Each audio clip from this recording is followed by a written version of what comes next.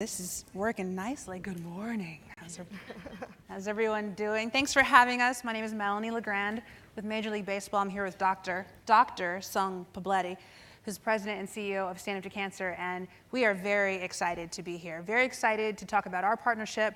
We do feel like it's appropriate for the partnership with purpose. We do partner with purpose, and we'll talk about that a little bit more today. So first, before we begin, we have a video, which I think is going to kind of level set the conversation today.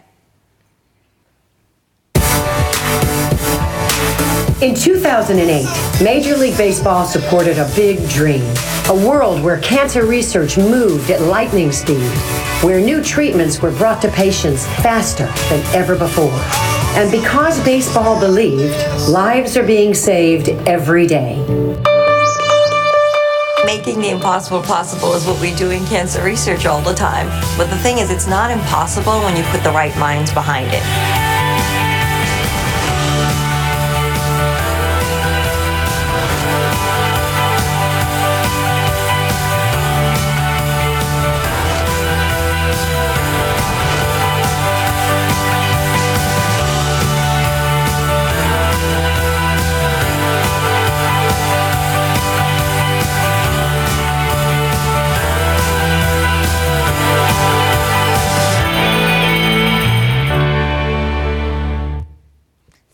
Thank you. So as a start to the conversation, what I really wanted to bring up is that Major League Baseball in 2008 had a wonderful visit with some folks from Stand Up to Cancer about a new idea and a new initiative, and we decided to come on board. So we were a founding donor in 2008, and we committed along with our 30 clubs to really just go headfirst into this problem and work with the amazing team from Stand Up to Cancer. On a whole, baseball is certainly committed to strengthening and supporting communities, and we felt that we knew that cancer touches all of us in several different ways, and this was a great cause for us to get behind. We provided year-round promotional support every year. We've pledged more than $50 million since 2008, and we have our iconic placard moments, and we provide a number of other ways in which we support the effort, including PSAs, and we'll show you a piece of that as well a little bit later. It's been an inspiring thing that we've done with the great organization. For example, in 2013, Boston Red Sox left fielder Johnny Gomez, we had our placard moment, and we have everyone stand up and they hold a sign saying they are standing up for somebody who is contended with cancer. And Johnny Gomez actually held up two signs, one for a high school baseball coach and one for a young fan in Boston. And after this moment, he went on to hit a 3-run home run, and the Red Sox won the World Series. So it's not just inspiring to our fans in the audience, it's inspiring to our players, our umps. It's inspiring to people like Steve Carell, who joined us in a PSA, and we've done a number of PSAs over the years. So it's been a great partnership, and we're so pleased. Commissioner Emeritus Bud Selig, when he had the conversation with the folks in 2008, really decided to take this on, and we've kind of just sailed with it ever since then.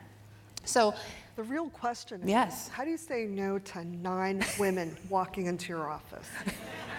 Exactly. So tell us more. Tell us about how it started, all the great things you guys have been doing. So Stand Up to Cancer is a grassroots movement created to accelerate the pace of cancer research for one purpose only, for benefit of patients today. And in 2008, these 9 extraordinary women created Stand Up to Cancer. And these are women that are not scientists or physicians, but leaders within the entertainment industry. They were concerned about the pace of translation for cancer research, and most importantly, they were profoundly touched by cancer. In the audience here today, if you can just show me some hands, how many of you are affected or know someone that's affected by cancer? Wow. Yeah. Wow. And that's the statistic. 1 out of 3 women and men will be diagnosed with cancer in their lifetime. And the co-founders found that to be unacceptable. So Sherry Lansing, one of our co-founders, was the first woman Hollywood studio chief. She lost her mother to ovarian cancer. Katie Couric lost her then husband before the age of 50 to colon cancer. And for our wonderful Laura Ziskin, who passed away, she was battling metastatic breast cancer at the time. And they took a seat back and said, okay, we have all of these assets of the entertainment and media industry. What can we do to really make cancer a first-tier issue in this country and change the culture of cancer research? And so for us, having Major League Baseball take a step forward and believe in what we thought we can do was tremendous for us.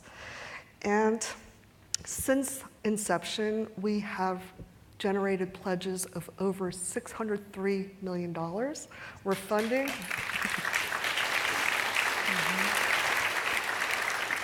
We're funding 1,600 scientists across 180 institutions with 180 clinical trials that are up and running. So let me take a step back and talk to you about why it's so important, this unique funding model that we have been working on.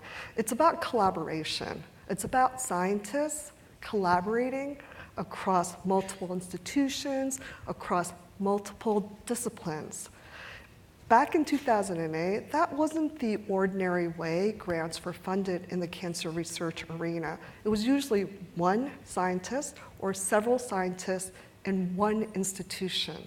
And as you know, you're not going to have all of the brightest and best scientists, oncologists, and advocates in one institution.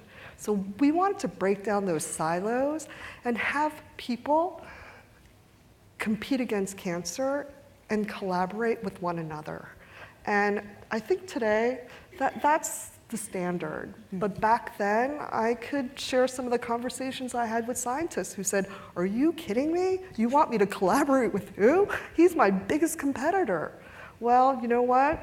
It's 2019, and these scientists, some of them are taking family vacations together and continuing to focus on cancer. Partnering with purpose. Yeah. Partnering with purpose. So let's talk about the success of the model, the cross-collaboration, working together, competing against the disease, not against each other. So what have you seen in terms of what's been happening in the past 11 years?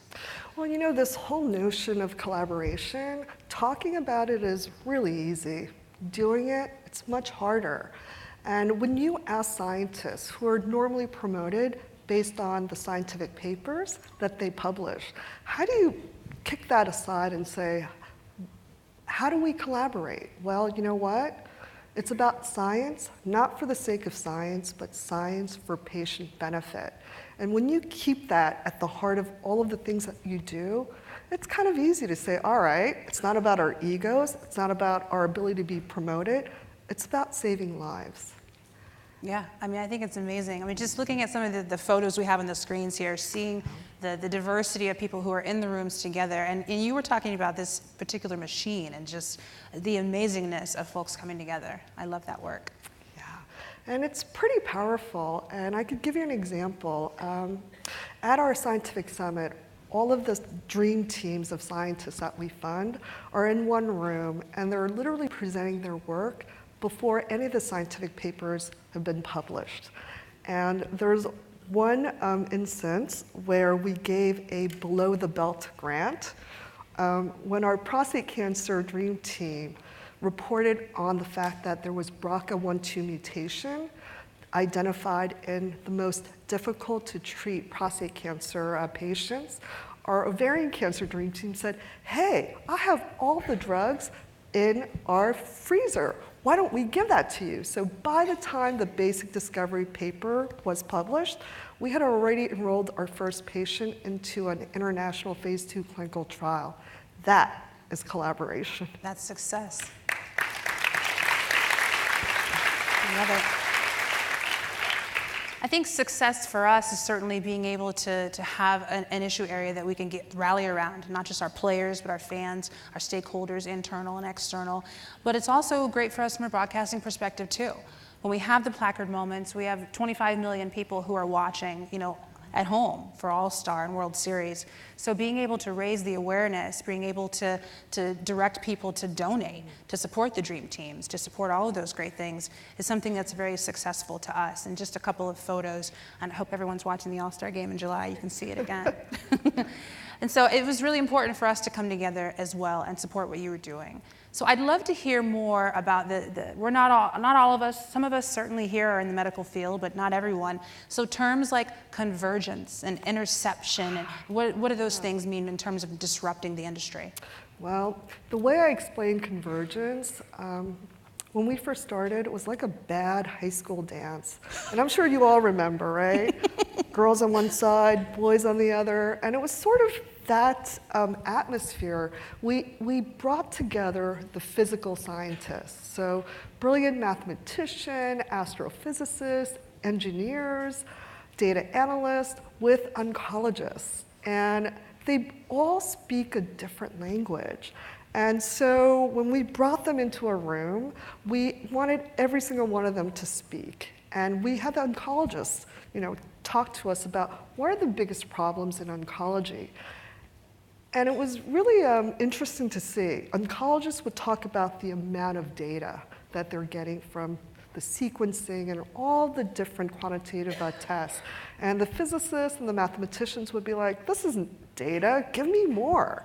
And so having these disparate disciplines working together with a common purpose has been tremendous for us.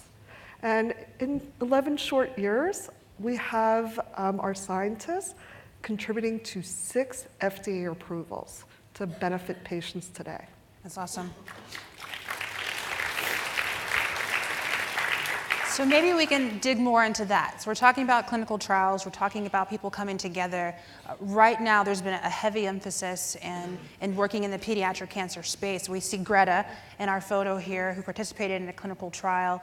I stand up for myself, which is very tremendous for us and your work. So how are things been working in that space? So pediatric cancer research is one of the top 5 cancers that we study. And no pun intended, but our pediatric cancer dream team knocked it out of the park. They were instrumental in the first living drug FDA approval for hard-to-treat leukemias. And you have to take a step back and think about, well, why is it a watershed moment for this drug approval? Our team beat the adults, and traditionally, there's a lag of 6.5 years from the time you start the adult clinical trials to the time you start your first pediatric clinical trials. So this notion of collaboration and acceleration is really making a difference. Our pediatric cancer dream team is not only one of our successful teams, but it's one of our largest. And these pediatric oncologists really like to work together and collaborate, and maybe they saw this presentation before on the benefit of working together, but it's 13 institutions, 75 scientists and advocates working across the world. It's incredible to see the communication, collaboration, cooperation, and sharing of real data. Now, we, of course, have an unbelievable scientific advisory committee chaired by Nobel laureate Phil Sharp, and we believe in metrics. We want to make certain that they are on target for progress, and we literally go and visit them every 6 months so that there's continued progress.